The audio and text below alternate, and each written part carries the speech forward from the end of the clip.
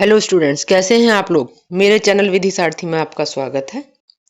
और ये जो वीडियो है ये भारतीय न्याय संहिता बीएनएस जो नया आया है आईपीसी की जगह उस पर है। और उसका जो टॉपिक है विकृत व्यक्ति का आपराधिक दायित्व। बहुत शॉर्ट में ये सारी वीडियोस आपको समझाई जा रही हैं, बहुत ज़्यादा टाइम ना लेते हुए, जिससे बस आपको हमारा मोटिव है आपको ये टॉपिक समझ में आ जाए। और फिर जो भी मटेरियल है आप उसको अपने मटेरियल को देखें, पढ़ें। जो आपको नहीं समझ में आ रहा था अब तक वो आपको इजीली समझ में आ जाए और आपको लर्न करने में आसानी हो। आपकी हेल्प करना ही हमारा मोटिव है। तो चलिए अब हम अपने टॉपिक पर आते हैं। विकृत, इसमें हम बहुत डिटेल में एक एक चीज को पढ़कर एक एक लाइन पढ़ के पढ़ना वढ़ना नहीं है, इसमें समझाना है। जो पढ़ने जैसा होगा उसको बस सिर्फ पढ़ के बस समझाया जाएगा। बहुत शॉर्ट में चलेगी वीडियो।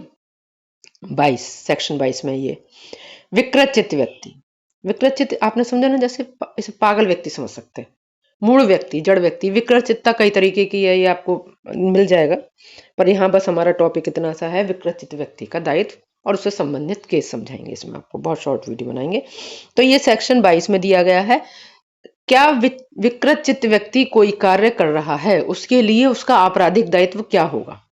तो इस आपराधिक दायित्व को डिसाइड करने के लिए दो क्राइटेरिया है। सबसे पहला कि जिस समय वह कार्य किया जा रहा है, कार्य बोला जा रहा है, अपराध नहीं बोला जा रहा। कार्य किस लिए बोला जा रहा है भाई, अपराध तो अपराधी का होता है, पर अगर उसको दायित्व ही नहीं है तो जब वो अपराधी नहीं है तो उसका कार्य अपराध कैसे माना जाएगा। तो यहाँ पर वर्ड है, टर्म है कार्य। ये सब आपको जब जुडिशरी की प्रिपरेशन करेंगे ना आप, तब आपके लिए बहुत बेनिफिशियल होगा। पर फिलहाल अभी फोकस करते हैं अपने एग्जाम पर कि कार्य करते समय जब काम हो रहा था, यदि वो अपनी विकृतता के कारण, अपने पागलपन के कारण ना अपने कार्य को समझ रहा था, ना उसकी प्रकृति यानी नेचर को कि अपराध है कि अपराध नहीं है, और ना ही उसके परिणाम को जानता था। यदि कोई व्यक्ति कार्य करते समय अपनी विकृतता के कारण, अपने पागलपन के कारण, अपने कार्य की प्रकृति और उसके परिणाम को जानने में असमर्थ था, तो वह उस किए गए कार्य के लिए दोषी नहीं होगा। समझ में आ गया। यानी पहला इसका क्या तत्व होगा कि कार्य पागल व्यक्ति द्वारा किया गया हो। जिस समय कार्य किया गया हो उस समय वो ना अपने काम को जान रहा हो ना उसके परिणाम को जान रहा हो, तो उसे मुक्ति मिल जाएगी, यानी वो दोषी नहीं होगा। इसमें जो एक केस है, बहुत लीडिंग केस है, मैकनॉटन। इसमें क्या था, ये व्यक्ति एक उन्माद से पीड़ित था, यानी एक पागलपन का एक तरीका होता है, टाइप ऑफ पागलपन से पीड़ित था। उसको क्या लगता था, उसको ये लगता था कि कोई व्यक्तियों का एक भीड़ है, वो उसका पीछा कर रहा है, उसकी बुराई करता है, उसको मिलने वाली जो नौकरियां होती हैं उनमें वो बाधा पैदा करता है, उसको नौकरी नहीं मिलने देता।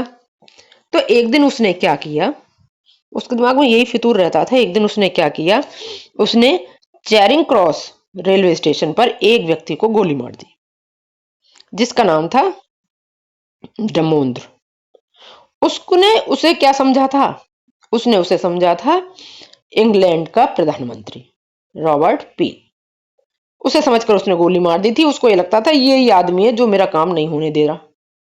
तो यहाँ पर कोर्ट ने डिसाइड किया कि उसके जो था वो कार्य करते समय अपने काम को नहीं समझ रहा था और उसकी प्रकृति और परिणाम को नहीं समझ रहा था, और उसे जो कोर्ट थी उसने बरी कर दिया।